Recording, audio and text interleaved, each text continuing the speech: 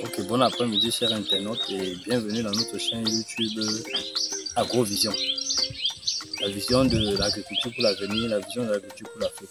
Parce que investir dans l'agronomie aujourd'hui, c'est comprendre. Comprendre pourquoi est-ce qu'on doit se projeter pour devenir demain quelqu'un qui peut parler dans le domaine de l'investissement. Aujourd'hui, on va vous montrer comment est-ce que l'on doit mélanger.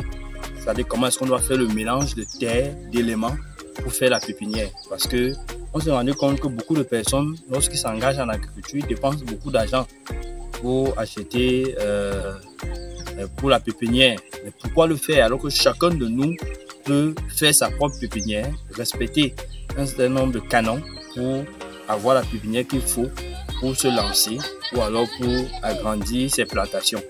Donc, je suis comme toujours Anon Letouquet, enseignant, agronome, et je vais vous montrer aujourd'hui comment est-ce qu'on va faire ce mélange-là.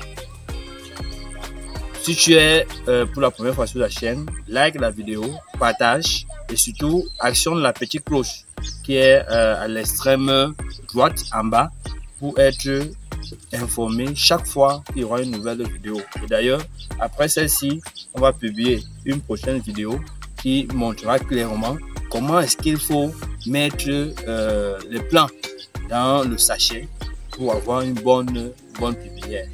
Donc, restez scotchés. On va commencer.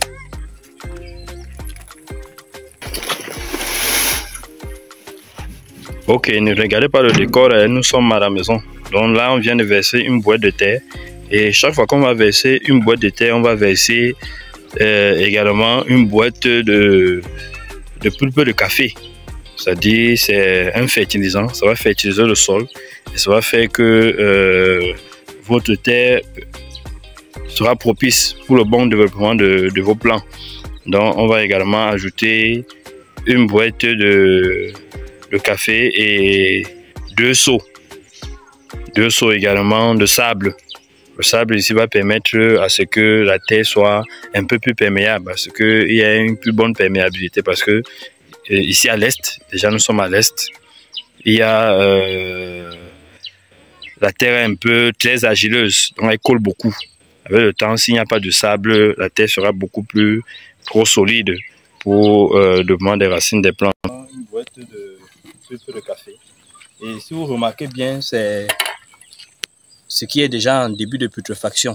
Parce qu'il faut prendre ce qui n'est pas très sec. C'est-à-dire, si tu prends ce qui est nouvellement retiré du café, ça va un peu poser problème.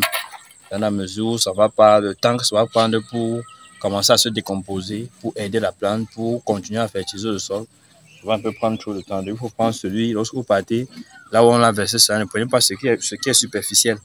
Prenez celui qu'on a déjà, ce qui a déjà eu un début de putréfaction. Donc, on va donc verser également ça et on va ajouter deux seaux de sable.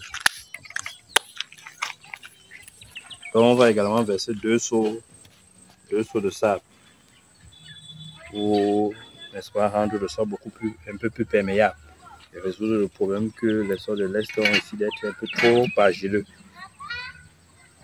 Ok.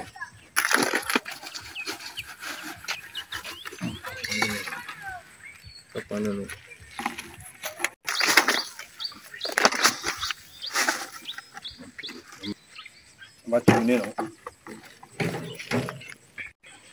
Donc maintenant, nous allons correctement remuer le mélange.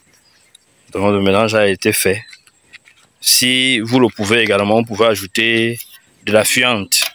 Donc si vous avez de la fiente, vous pouvez mettre à peu près 3 seaux de 10 litres de fiente. Ça peut être la fiente de porc, ça peut être la fiente de poulet.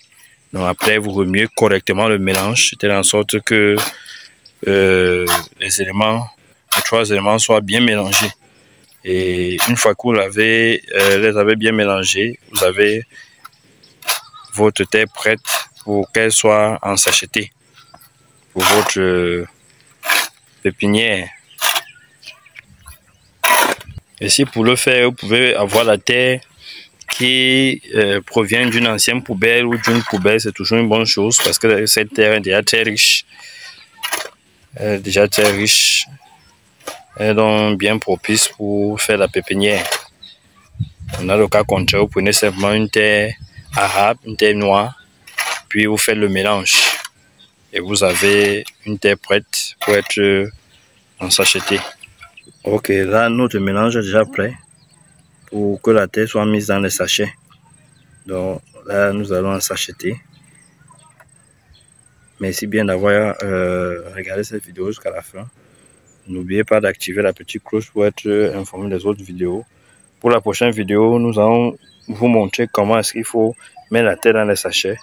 Et surtout comment est-ce qu'il faut mettre les plantes, c'est-à-dire les pré-germés. Si vous avez pré-germés ou alors les graines. Si vous voulez directement mettre dans les plastiques.